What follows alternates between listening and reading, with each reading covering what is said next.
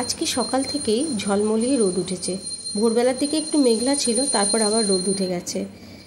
রাধে রাধে বন্ধুরা, সোনাস বিউটিফুল ব্লগে তোমাদের সবাইকে স্বাগত।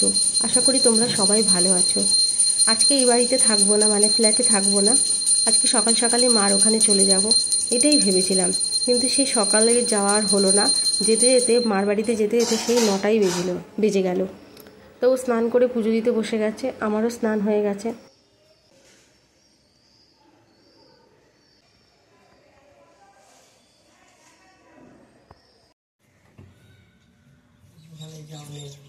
তোমাদের সাথে কথা বলতে বলতে এইদিকে ওই বাড়ি থেকে বেরিয়ে গেছি আর মার ঘরে চলেও এসেছি।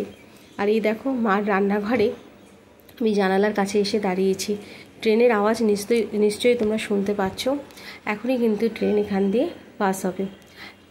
এখানে যেদিকে ট্রেনটা যাবে ওটা হচ্ছে শিয়ালদার দিকে যায়, মানে এই পাশটা পড়ে উল্টোডাঙা। আমি যে জানলার এখানে দাঁড়িয়েছি না, আমার ডান দিকটা পড়বে উল্টোডাঙা আর বাঁ দিকটা পড়বে হচ্ছে শিয়ালদা। এই যে ট্রেনটা কিন্তু উল্টোডাঙা থেকে শিয়ালদার দিকে যাচ্ছে। তাই রাজধানী কখন যায়, তারপরে দুরন্ত এক্সপ্রেস কখন যায়, জম্মু তাওয়াই এইসব কখন যায়, আমাদের সব টাইমগুলো জানা হয়ে গেছে। জানলার ধারে ট্রেন দেখতে দেখতে এদিকে তোমার আমার মাকে দেখিয়ে দিলাম। দেখো বন্ধুরা, আমার মাকে আগে তো কখনো কেউ দেখোনি। দেখো আমার মার শরীর ভালো না, তবুও এই দেখো সব বসে গেছে নিয়ে। ভেন্ডি কাটা হয়ে গেছে, এখন এই যে আলুটাকে টুকরো করে কাটছে। আর আমার মার পায়ে দেখো নীল রঙের না, মানে হাঁটুর কাছে একটা নীল রঙের ক্যাপের মতো পরা, ওটাকে নেকআপ বলে। মানে হাঁটুতে যন্ত্রণা তো, তাই নেকআপটা পরে থাকলে কি হাঁটু যন্ত্রণাটা অনেকটা কম থাকে। গতকাল ডাক্তার দেখিয়ে আসার পর ডাক্তার বারে বারে বলে দিয়েছে যে হাঁটা চলাও করতে হবে, কাজকর্ম সব কিছুই করতে পারবে, কোনো অসুবিধা নেই বলেছে বলে আজকে থেকে সকাল থেকে কাজকর্ম নিয়ে বসে গেছে। বসে থাকবো না, আমি করব, যতটুকুনি যা পারি করে দেবো। আর আমার মাকে দেখছো না নাইটি পরা, আমার মা কিন্তু কখনো নাইটি পরে না। এত বয়স হয়ে গেছে তবুও কোনো দিন নাইটি পরে না, কিন্তু আমরা জোর করে পরিয়েছি। কেন, বয়স হয়েছে তো, কাপড় পরে অতটা পারে না, তাই নাইটিটা জোর করেই পরানো হয়েছে। আর নাইটির নিচটা অনেকটাই কেটে দিয়েছি, যেন হাঁটা চলা করতে কোনো অসুবিধা না হয়। তোমাদের সাথে কথা বলতে বলতে এদিকে ভাতও হয়ে গেছে আর ওদিকে রুটি তরকারিও বসিয়ে দিচ্ছি। এই দেখো চা খাবো তো, মাকে বলেছি মা চাও করে দিচ্ছে। এই ফাঁকে আমাদের রান্নাঘরটা একটু দেখিয়ে নিলাম, মানে আমার মায়েদের রান্নাঘর। কি বলো তো, তোমরা দেখে বুঝতেই পারছো যে এই ঘরে অনেক কিছুই মানে ঠিক না, মানে ঘরটা কীরকম হয়ে রয়েছে দেখে বুঝতেই পারছো।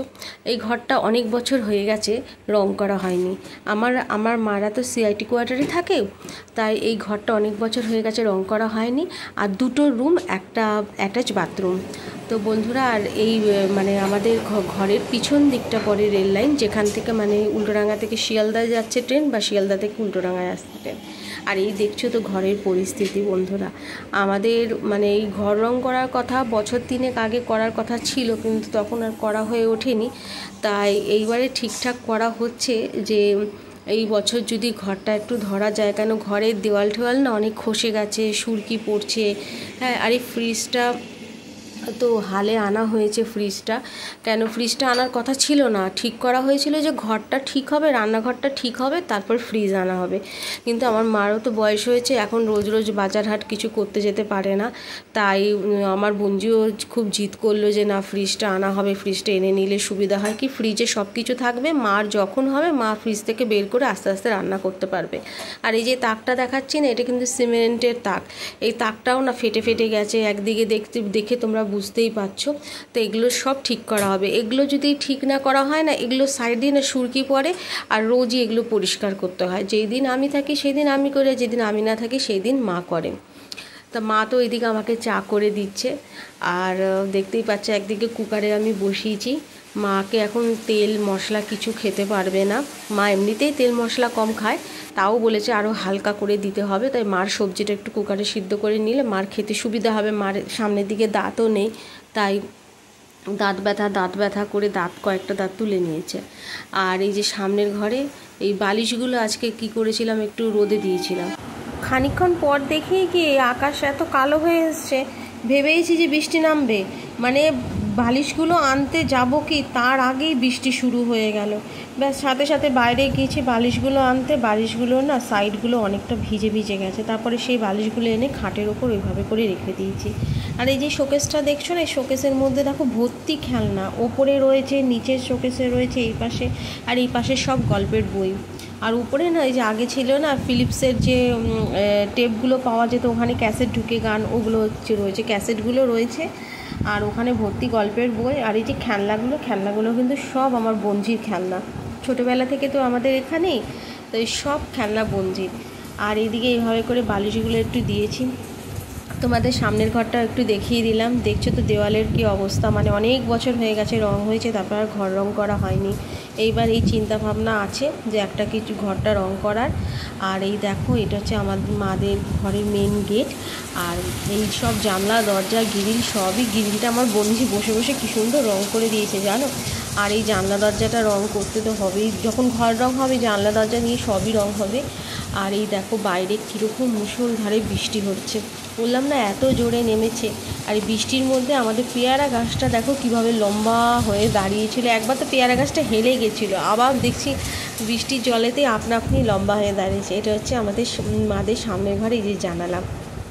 বেশিরভাগ সময় মা এই জানালার ধারেই বসে একটু টিভি দেখতে থাকে, তারপরে ফোনেতে কথা বলতে থাকে। আর আমাকে দেখো এই যে আমি দাঁড়িয়ে রয়েছি, দাঁড়িয়ে এই যে দেখছি, কি দেখছি জানো তো বন্ধুরা, বৃষ্টি দেখছি। যে বৃষ্টিটাকে দেখছি আর ভাবছি যেন কতদিন এইভাবে করে দাঁড়িয়ে বৃষ্টি দেখা হয়নি। ওই যে সংসারে জাতাকলে পড়ে বলে না, সংসারের চাপেতে এই কাজ ওই কাজ সারতে সারতে একটু দাঁড়িয়ে দেখারও মানে সময় নেই। আমার মাদের ঠিক বারান্দায় পাশেই, মানে দরজার পাশেই দেখো কয়েকটা টব রাখা, তার মধ্যে একটা টবে স্থলপদ্ম গাছ রয়েছে, খুব সুন্দর স্থলপদ্ম হয়, এই বড় বড়। তা বৃষ্টির জল পেয়ে পাতাগুলো আরও যেন সবুজ হয়ে উঠেছে। আরও 3টে টব খালি রয়েছে, ওই টবগুলো ফুল গাছ দিয়ে ভরতে হবে। আমার আর যাওয়া হচ্ছে না, ফুল গাছ আনাও হচ্ছে না। এইটা হচ্ছে সিআইটি কোয়ার্টার। আর এখানেই থাকে, এখানে পরপর 3টে কোয়ার্টার রয়েছে। এই কোয়ার্টারটাতে আমার মায়েরা থাকে। এই কোয়ার্টারে না 80টা ঘর রয়েছে, মানে 80টা ফ্ল্যাট রয়েছে। এইটা ব্লক সি, 80টা ফ্ল্যাট রয়েছে। আর এই যে দেখো আমি এখানে খাটের ওপর দাঁড়িয়ে এই পাখাটাকে পরিষ্কার করে দিচ্ছি। রাত্রিবেলা ঘুমালে না একটুও গায়ে হাওয়া লাগে না। তারপর দেখলাম পাখার ব্লেডটা না খুব ভারী হয়েছে, মানে ঝুল পড়ে যায় না, ঝুলেতে খুব ভারী হয়ে রয়েছে, যার জন্য হাওয়াটা গায়ে লাগে না, কারণ পাখা চালালেও লাগে না গায়ে। এই জন্য আমি একটু দাঁড়িয়ে পরিষ্কার করে দিচ্ছি। আর আমার মা বলছে যে এটা রাখ পড়ে যাবি। দেখো আমি পরিষ্কার করে দিচ্ছি, না পরিষ্কার করলে কেই বা করবে। আমার বন্ধুরা তো নিজের পড়াশোনা টিউশন এইসব নিয়েই ব্যস্ত থাকে, ও করে ওঠার সময় পায় না। তাই আমি যখন আজকে এসেছি সময় একটু পেয়েছি, আমি যে না এই ফাঁকে আমি এটা একটু পরিষ্কার করে নিই, তাহলে রাত্রিরে একটু হাওয়া পাওয়া যায় না।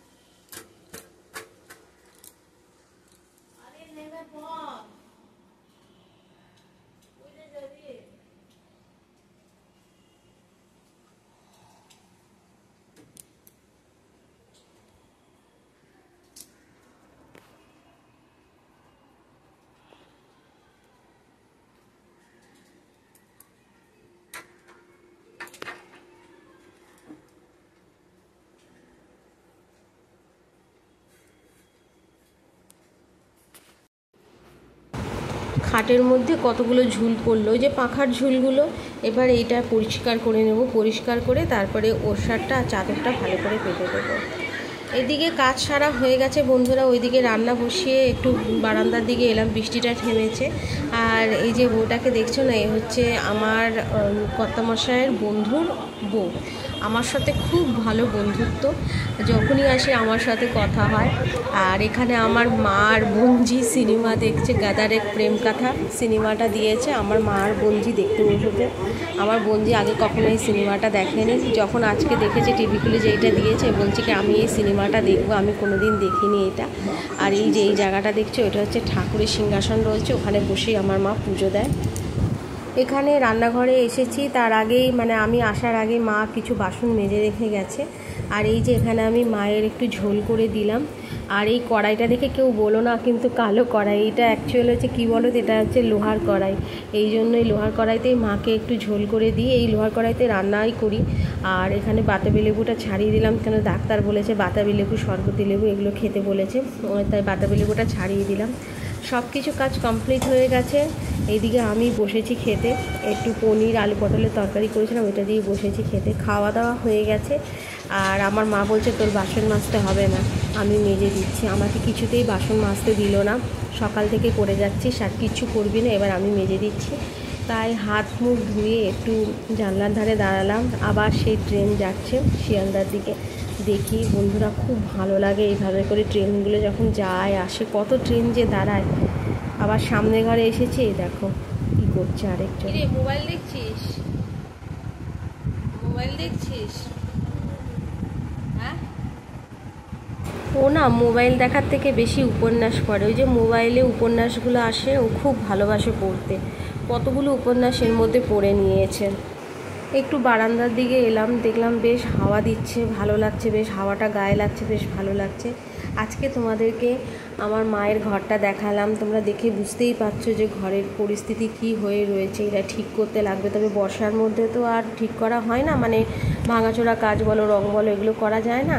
এগুলো করতে গেলে শীতকাল নয়তো গরমকাল, তা গরমকাল তো চলে গেছে, এখন শীতের মধ্যে দেখি কতটা কি করতে পারি। আর মা তো অত মিস্ত্রিদের সাথে কাজকর্ম করে উঠতে পারবে না, মানে মিস্ত্রিরা তো কাজ করে চলে যাবে, কিন্তু পরে ভাঙাচোরা এগুলো পরিষ্কার করে এগুলো তো মা করতে পারবে না, এগুলো আমাদেরই করতে হবে। তো আমাদেরও একটু সময় বের করে নিয়ে এগুলো করে নিতে হবে। তো দেখা যাক কবে কি করা হয়, আর যদি করা হয় তাহলে নিশ্চয়ই তোমাদের সাথে আমি সেই ভিডিওটা শেয়ার করব। আর স্থলপদ্ম গাছটা দেখছি এই সাইডে ওই সাইডে, মানে টবগুলো ফাঁকা হয়ে রয়েছে, ওগুলোতে ফুল গাছ লাগাবো। ওগুলো কি আছে, সময় পেয়ে উঠছি না, মাকে নিয়ে একটু ব্যস্ত ছিলাম কটা দিন, ডাক্তারের কাছে দৌড়াদৌড়ি। আর এই দেখো এখান দিয়ে দেখো, ওই যে ওইখানে আরেকটা বিল্ডিং দেখা যাচ্ছে না, ওইটা আরেকটা, ওইটা হচ্ছে ব্লক B1, ওইটা CIT কোয়ার্টারই ব্লক B1। আর এখানে দেখো আমাদের বারান্দার ঠিক ওই পারে, মানে পাঁচিলের ওই পারটাতে একটা ছোট্ট শিব মন্দির আছে, মানে উপরে কোনো কিছু নেই, নিচে এরকম একটা ভোলা বাবা রয়েছে। আমরা ফুল জল রোজই দিই, আমি থাকলে আমি দিই, নয়তো মাই দিয়ে দেয়। আর এখানে ফুলের টব রয়েছে, এখানে সবার বারান্দার পাঁচিলেতেই এরকমভাবে ফুলের টব লাগানো, আবার কেউ বারান্দায় দরজার পাশেও রেখেছে। আকাশের একদিক পরিষ্কার, আবার একদিক মেঘ হয়ে রয়েছে, পরবর্তী বৃষ্টি হবে ঠিকই। কি বলো তো বন্ধুরা, আমার মায়ের যেরকম শরীরটা করে দিয়েছিল না, আমার খুব মানে কষ্ট হচ্ছিলো, আমি বলে বোঝাতে পারবো না বন্ধুরা। আমার কীরকম লাগছিল যে মার শরীরটা যেন তাড়াতাড়ি সুস্থ হয়ে যায়, আবার আগের মতো যেন সব কিছু করতে পারে। যাক, ভগবানের কৃপায় ডাক্তার দেখানোর পর ডাক্তার বলেছে আস্তে আস্তে ঠিক হয়ে যাবে সব কিছু, কোনো অসুবিধা নেই, কোনো ভয়ের কোনো কারণ নেই। এদিকে লুডুর কোট নিয়ে বসে গেছি আমি, তা লুডো তো খেলাই হয় না এখন, মোবাইলে সব কিছু খেলা হয়। বঞ্জিটাকে বললো হ্যাঁ একটু বাদে আমি খেলবো।